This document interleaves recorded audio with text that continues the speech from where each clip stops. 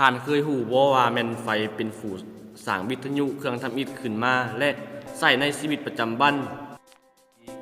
ข้าพเจ้ามีชื่อว่าท้าวสุฟ้าไม้แฟงสาขาครูฟิสิกส์ศาสตร์ปีหนึ่งมื้อนี้ข้าพเจ้าจะมาเล่าประวัติย่อของมารีคูรีซึ่งจะเป็นอะไรนั่นไปติดตามรับชมกันได้เลย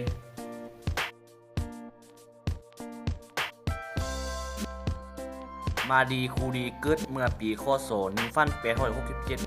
และเสียชีวิตในปีคศ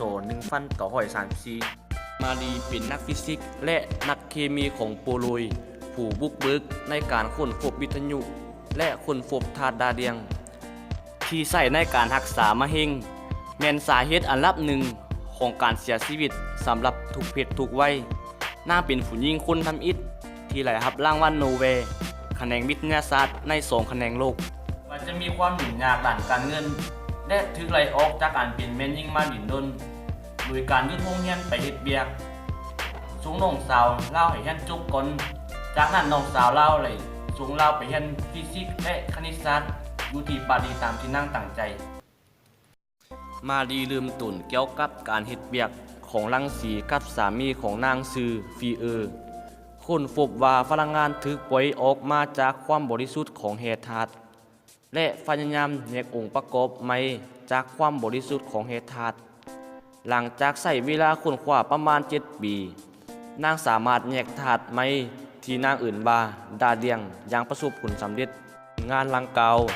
ไหลเฮ็ดให้นางมารีและสามีของนางไหลรับรางวัลโนเบลแขนงฟิสิกส์ศาสตร์หลังจากฟีเสียชีวิตในอุบัติเหตุมารีได้สืบต่อทัศนะเกี่ยวกับการนำใช้ธาตุดาวเทียมในการแฟดจนกว่านางไหลรับ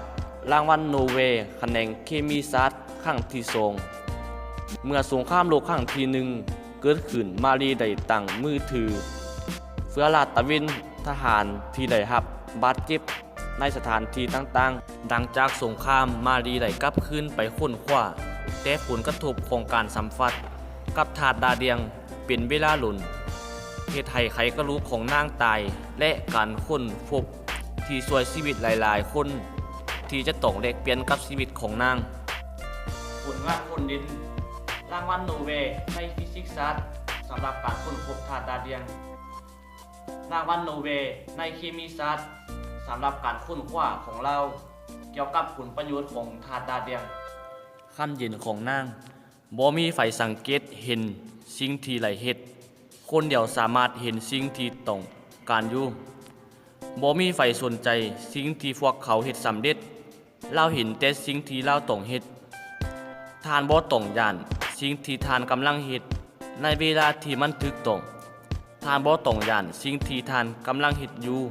เมื่อมันถูกต้องประวัติย่อของทานเม็ดเพียงส่ำนี้ขอขอบใจ